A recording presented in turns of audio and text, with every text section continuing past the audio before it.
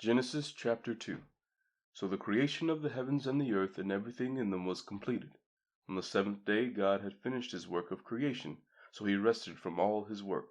And God blessed the seventh day and declared it holy, because it was the day when he rested from all his work of creation. This is the account of the creation of the heavens and the earth.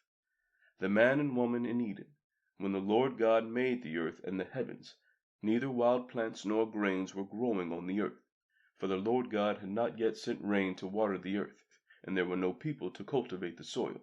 Instead, springs came up from the ground and watered all the land.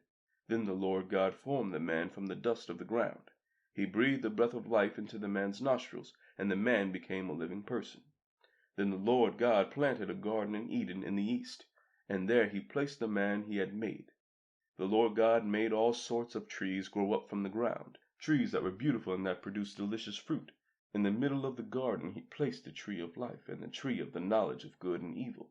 A river flowed from the land of Eden, watering the garden and then dividing into 4 branches. The first branch, called the Pishon, flowed around the entire land of Havilah, where gold is found. The gold of that land is exceptionally pure. Aromatic resin and onyx stone are also found there.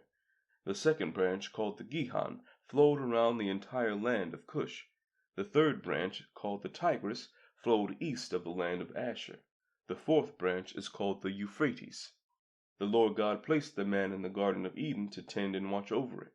But the Lord God warned him, "You may freely eat the fruit of every tree in the garden, except the tree of the knowledge of good and evil. If you eat its fruit, you are sure to die." Then the Lord God said, "It is not good for the man to be alone. I will make a helper who is just right for him." So the Lord God formed from the ground all the wild animals and all the birds of the sky. He brought them to the man, to see what he would call them, and the man chose a name for each one. He gave names to all the livestock, all the birds of the sky, and all the wild animals. But still there was no helper just right for him.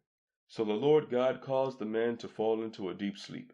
While the man slept, the Lord God took one of the man's ribs and closed up the opening. Then the Lord God made a woman from the rib, and he brought her to the man. At last the man exclaimed, "This one is bone from my bone and flesh from my flesh. She will be called woman because she was taken from man." This explains why a man leaves his father and mother and is joined to his wife, and the two are united into one. Now the man and his wife were both naked, but they felt no shame.